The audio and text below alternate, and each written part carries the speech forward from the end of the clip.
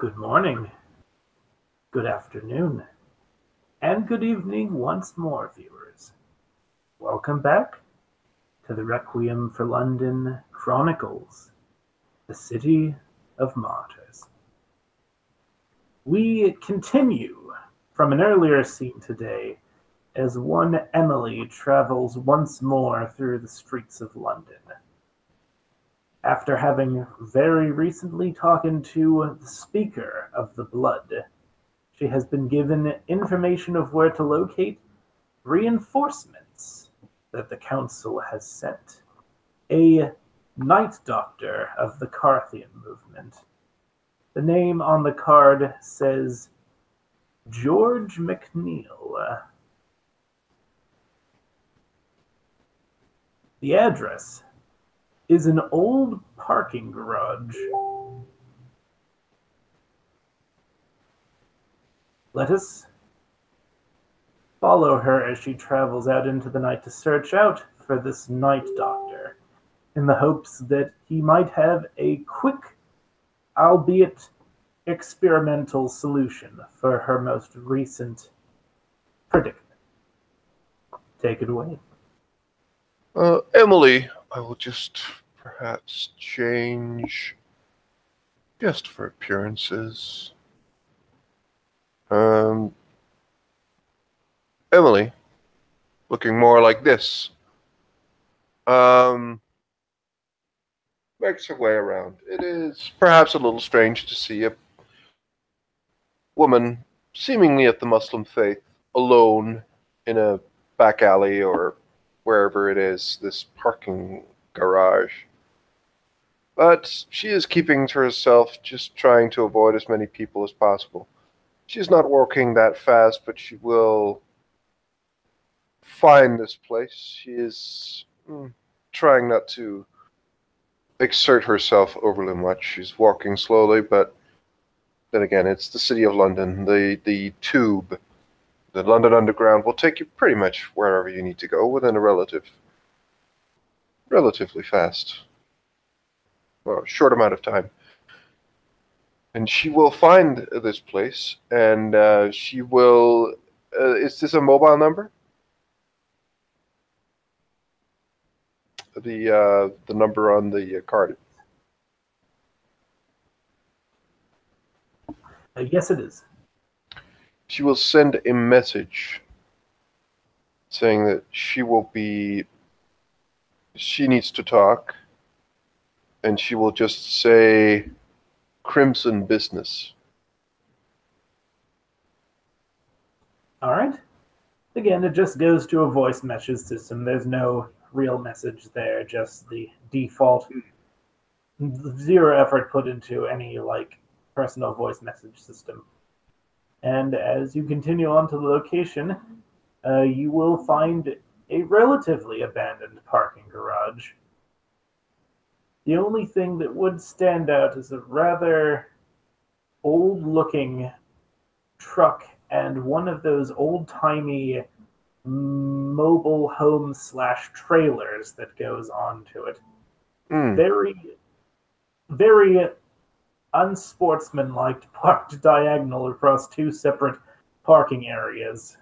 It would be the last thing anybody going to park their car in one of these complexes would want to see, and definitely looks like it's illegal. But the way it is done indicates that whoever did do this had absolutely no cares about what other people thought. And as you approach, if you were to engage in that very, very active breathing, you would smell the faint hint of diesel in the air. And very recently, too, it seems that this individual had just arrived not too long before you did. Emily will walk up, have a look around. Her sense of smell, along with quite a lot of her senses, are somewhat on edge. She is in quite a bit of pain, so she doesn't really smell. She's focused on getting over there, so she will just go up to the caravan and knock on the door. There'll be a ruffling from the inside before you'll hear a very gravelly voice say, "All right, what's the password?"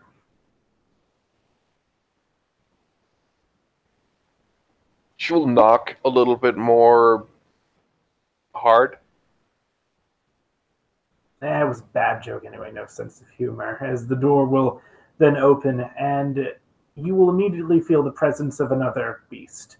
The individual opening the door at the threshold is clearly kindred. You can tell that for two reasons. The first is that the beast inside instinctively can tell when another predator is nearby. The second is that this individual is either clearly a Nosferatu or clearly has not bathed any time within the past 2 years, as this disheveled man stands before you with unkempt hair, a dirty Hawaiian t-shirt, jean shorts, tennis shoes, and what appears to be touristy-esque glasses propped upon his nose that are just a bit smaller than to be of any real use, purely for cosmetic and design. Again, if you were to take in a breath, but you would know better too at this point, you would probably reek, and the smell coming from the inside would probably fit that. As he gives you a once-over, you'll see that he's a bit surprised as he will go, "Oh, you're my first customer? Well, I was expecting someone a lot more badly beat up. Come on in, come on in." She will, as she comes in, she will just, the first thing she will do is just pull up her left arm and she will act or show the mark.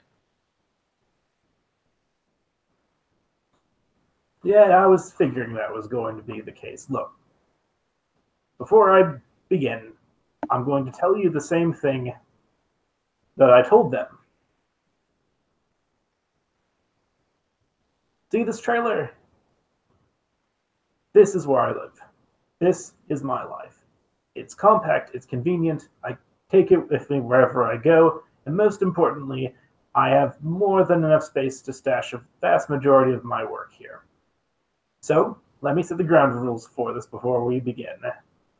If at any point anything threatens this trailer, any car chases, any guns, anything you could possibly imagine, the second somebody is near here and I see the glint, the hintest glint of rage come on that could scratch the uttermost iota of pain from here, I'm gone.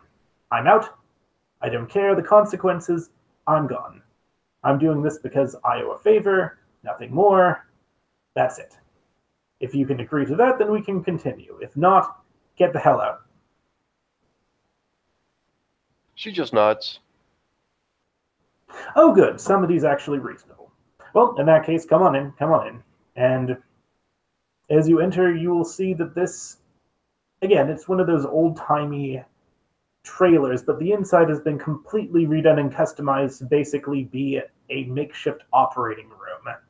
And from the copious amounts of bloodstains that are lying around, it seems that it either had a lot of use or that it has some sort of secondary feature that might be unnerving to consider at this point in time. Emily is not necessarily that concerned. Well, actually she isn't, but she'll just go as she looks at him. I'm sorry, I didn't catch that, champ. What was that? As he jokingly, sort of smiles as though he...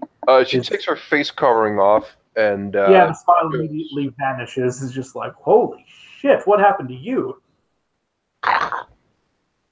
She takes up her phone, writes a message, and it will just say, really bad shit. And then we'll delete it, or she'll show it to him, and then delete it and just say, can you do anything to fix this? And as you see the look he has in his eyes now, There is almost a predatory gleam, but not in a hungry sort of way. Well, maybe so. It's you see that despite his disheveled appearance, there is a fierce intelligence behind those eyes as he thoroughly examines the scope of the damage that is done to you. He will say, okay, was this done by fire? And she just writes, "We don't know what caused this, but it was like," and she will delete it, and then she will write, "It was like the sun was burning my face. It was like the sun was, I was exposed to the sun." As he will put his hand to his beard. Actually, one second.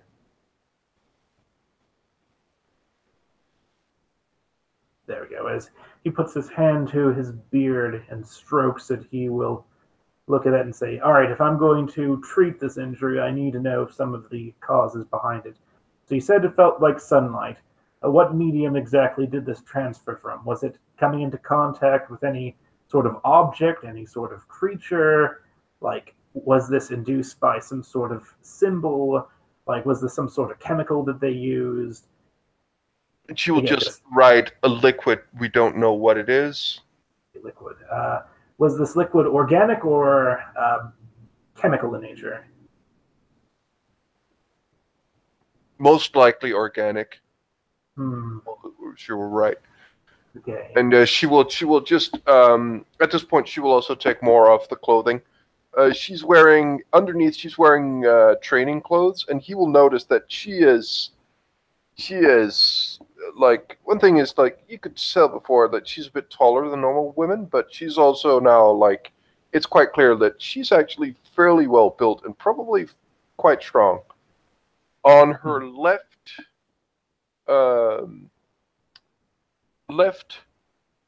shoulder, there is a clear burn mark that is somewhat distinctively different. There is what looks to be a burn mark from some sort of fire. It looks a bit more normal. Yeah, upon seeing that, specifically the fire burn mark and how it has just mutilated that portion of the flesh, you'll see an immediately sense of recognition is that he's able to tell what did the damage at a glance. So there does appear to be a great deal of experience that this individual has. However, you're still a bit uneasy as he says, all right, we're going to have to operate immediately then. Like, please lay down on the table. She does. All right, he'll strap you in as he will reassure you that this is to make sure that you don't frenzy. Again, slightest hint, I'm out. I did not sign up for this shit. I signed up merely to clear a debt. That's it. All right, okay. And with that, he'll leave your sight for a minute as he just left in this like gringy, like operating table. And after a second, he'll come back in with this jar, and inside you will see a literal human head, severed at the neck, just sort of suspended in this yellowish brownish liquid. And from your position on the table, you'll see him open the top, take out the head, open a nearby drawer, and pull out what appears to be an electric saw, plug it in, and then you, again, whether or not you view this or not, you will hear him slowly begin cutting into this head as he appears to be taking off a part of it before withdrawing it and say, all right, here's the procedure. I'm going to graft this to the bottom half of your missing jaw. We're going to need a little bit of your vitae. We're going to hook you up to a filter here. Idealistically, if you are able to accept this installment, your vitae should be able to temporarily graft it onto your face as a makeshift. That way you'll at least be able to speak. Idealistically, after a couple of months, whatever damage was done to you will reside, and this will just slough off, and your real face will return. But until then, you'll at least be able to talk like a regular person.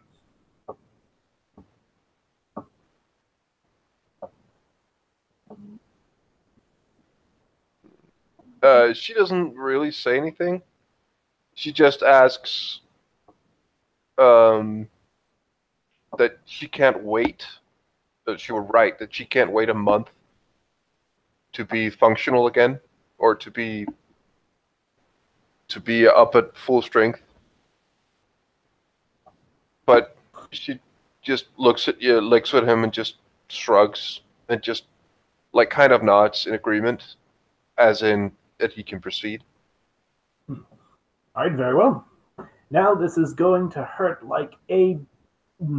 It looks like he's going to say bitch, but then changes his lingual at the last minute to say this is going to hurt a lot. So think of pleasant times, like we're going in, and after hooking a few more things up, plugging you with several IVs of other strange liquids, he begins the operation. We'll sort of cut out at this point, as you are going to need to roll... Do you have dice capabilities right now? Yes, I can do the thing. I will just send them to you.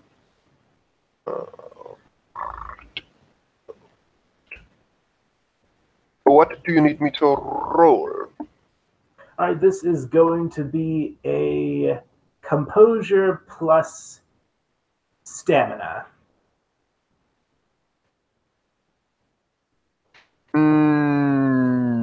Nope. Do you have resistance as a discipline? Resilience? Mm-hmm. Yes, I do. That will work. Wait, do you have... You have to have at least one dot in composure and stamina, though. Oh, no, I failed. Like, I didn't have any successes. Ah, okay. In that case, add whatever your resilience is, and then roll those dice to see if you generated any successes. Nope, not that either. In that case, you are going to have to roll to see if you resist frenzy at that point, as this is aggravating. Like, not aggravated damage, but the pain is very sensitive. Oh, what's that? 2 successes on that roll. Okay, you're good then. In that case, it does sort of look like you're going to come on, but the straps hold. You're able to find whatever calm center you have. How much vitae do you have right now? I think she starts on... I think she's at 10. 10 vitae? Yeah, 10 blood. All right, in that case, how much aggravated damage do you have right now? I have 4 aggravated damage. Okay, in that case, over the course of the procedure, you are going to lose... Since you failed the resistance roll, I'm going to say you lose 2 times the amount of aggravated damage, so you lose 8 vitae in the process, but afterwards the graft is stable.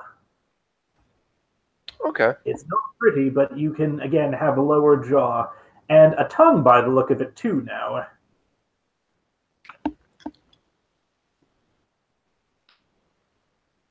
Okay. So she has lost 2 of the aggravated damage? No, all of the aggravated damage has now been translated to lethal damage. Okay. But it just a point of interest. Is it now scarred? Yes, you currently have a condition called night doctor surgery. Okay. It means that you basically will have your social roles currently capped by your... I believe it's your presence. Okay. Well, that's not a significant downgrade for this character. She's not a social person, so that's fine. Yeah, and that's sort of the trade-off here. But the operation is a success, but at this point your character kind of passes out. And I think this is where we're going to, well, maybe not call the scene exactly, but we will fast forward a little bit as a day and night cycles by. All right. You will probably awaken, and this is an important thing to note. When you come out of the death sleep on the new night, the installments that have been made hurt, as your kindred body is trying to reset it back to the time of your death, but because there's that foreign protrusion there, it cannot do so exactly. The good news, though, is that you still have a functioning lower jaw and tongue. So at this point, you actually have been unrestrained, and you can hear the sound of, or nighttime sounds of, the city from outside. It looks like the trailer has moved sometime in between you going unconscious and now.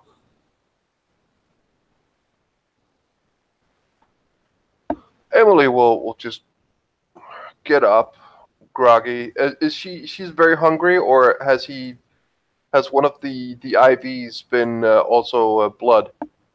Yeah, one of the IVs has been blood, so you are now at just the threshold where you would be hungry. So I believe you are at 5 vitae exactly. Well, she's still hurting, but Yeah, it's not a deal breaker at this point in time. no, she's but she's it's not like that bad. She just gets up, just like like her lower jaw looks like it's burned, right? Actually, your lower jaw, yeah, it does still look like it's burned, but the parts that are now there have almost been Frankenstein's monstered on. Okay.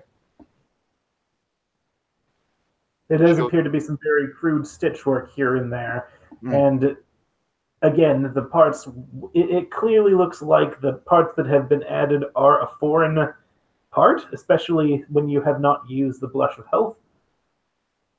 But they are 100% functional, and the aggravated damage has been reduced. So things are starting to recover. She looks at it, and she smiles, actually,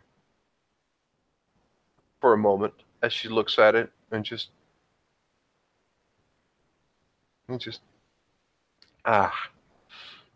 fucking, it's good to be able to talk again. Thanks, Doc, for patching me up. A funny thing, actually, is that the doctor isn't there right now, but sort of where you were talking to, there is a note, and it basically reads, blood in the IV, currently at hotel. If treatment was satisfactory, please leave a rating from 1 to 5 stars on note below.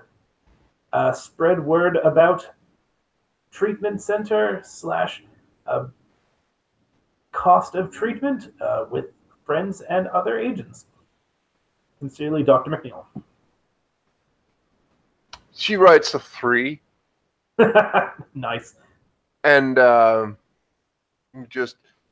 just write a note. It's fairly good, normal handwriting. Just like could use a magazine and some sort of anesthesia, but she doesn't get any more into it. She begins to think. Like she looks at this, pokes a little at this Frankenstein thing, and she just begins to think. Like she would like to ask the doctor, but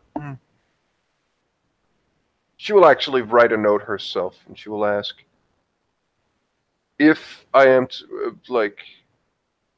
She will write. Actually, it will be a pretty long note. Actually, question: if I sustain more damage to the face of sort of, or it would be like, for instance, knife,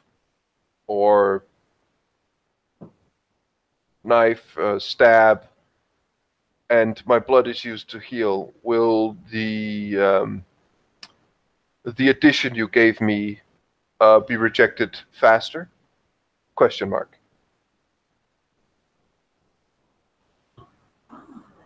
She will write that? Like, yeah, she will just leave that, and with another question about like, oh no, that will probably be it, and she will just give a way to contact her.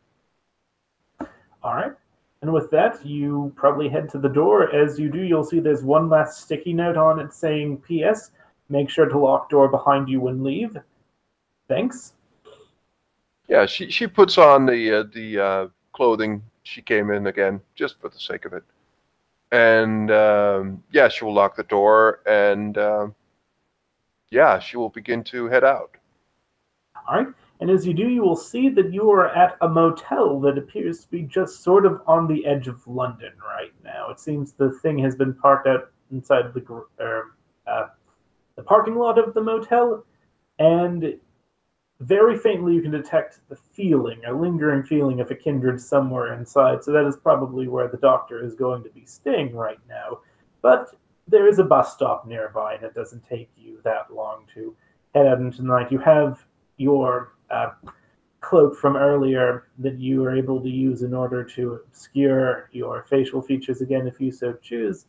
Uh, Everything remains on you from when you originally went in for the operation, and you're able to head off into the night, at least relatively patched up from how you were.